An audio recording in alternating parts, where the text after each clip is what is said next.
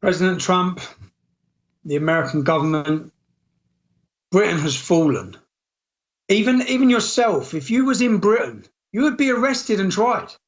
You would be tried because Sadiq Khan would demand it. The political pressure that has been put on the judiciary system would be the similar pressure that would be put on for yourself. I'm an English man, a British citizen who loves my country, and it hurts me to have to say I have no future here. The only future that lies for me is death. Death at the hands of an establishment who will feed me to Islamic gangs of jihadis within the prison system. I have 48 hours before my sentencing. I previously spent 3 months on solitary confinement for journalism, for breaking no law. The reality is, and I urge you, please, get your lawyers to look through this case. You will expose and see complete corruption. I'm being found guilty when I've broke no laws. I've not been tried by my peers. 12 members of the British public, that's the Magna Carta. That's common law. Common law is if members of my peers, if the British public find me guilty, I'd accept my fate. I'm not being tried.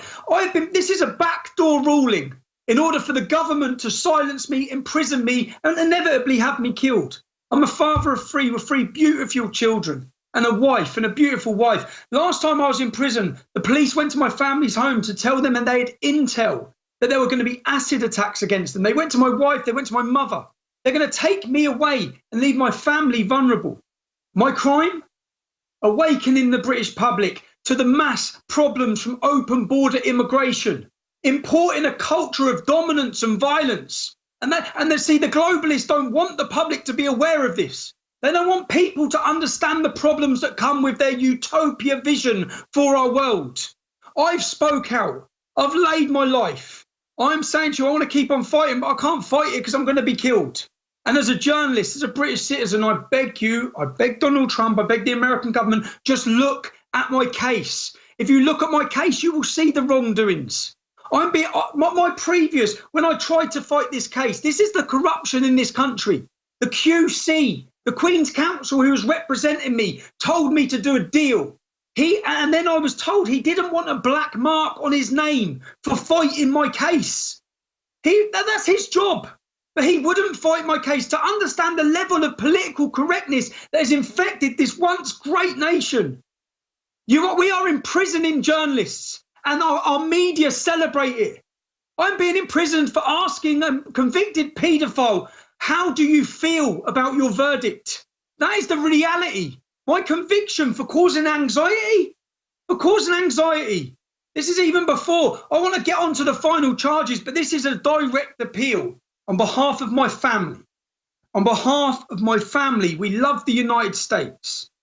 I have no future here. It's inevitable. I will be murdered, I will be killed, and I will be imprisoned on Thursday for journalism. We talk about North Korea, we talk about China, we talk about Russia. Our freedoms are gone. Our free speech has gone. It's gone. We live in a post-free speech era. And exactly the same, what they've inflicted in this nation, I know they want to do to yours. I know they want to take your freedoms. They want to change your constitution. I know there's people who would take away your rights tomorrow. The difference is they want to do it to you in America. They've done it to us. They've done it to us. Our free speech is gone and it's celebrated. It's celebrated by the people in power who rule over us, the globalists. It's celebrated. It's celebrated when a journalist is being imprisoned. The media, they're not journalists, they're activists. The globalist corporate, and they have been used as attack dogs against me. I make this as a direct appeal. I ask American citizens, please make sure somehow, I ask Alex Jones, I ask anyone, make sure this lands in the American government. I know that when I was taken and kidnapped off the street and unlawfully held, which has been proven, I know that congressmen from the Republican Party stepped in. I know that pressure was put on the British government.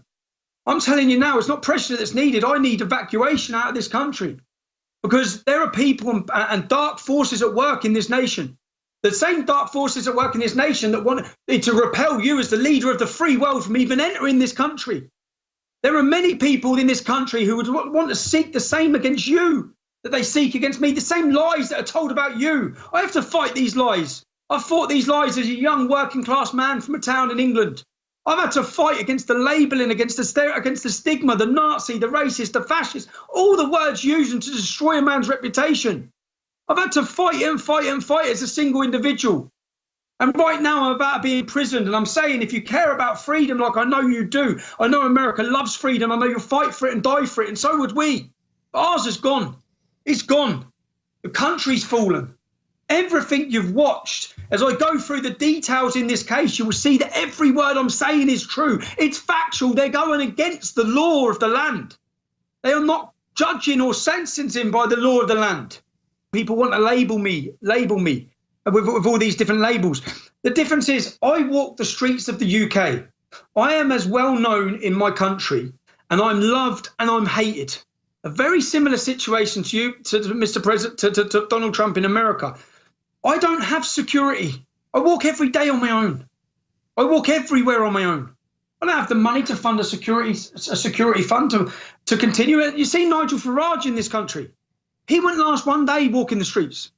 He would not last one day without his protection. I walk them every day. I walk them every single day with conviction and my head held high for what I stand for and for what I want.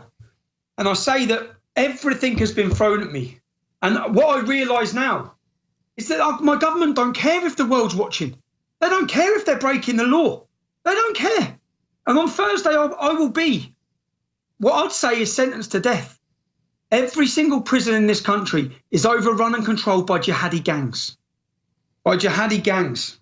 I'm saying to the world watching, if this was happening to a journalist in any other country, in China, in Russia, in North Korea, human rights lawyers would be fighting to defend them. Political correctness is that powerful in this country. I can't find a human rights lawyer to defend me or even mention me. Every time we speak to lawyers about anything, as soon as they hear it's my name, no, we walk away. Even getting an affidavit signed last week by a law firm. I went to sign a law firm. When they see it was me, nope. That is the power of political correctness. That is how infected my nation is. And I'm appealing to you directly for help.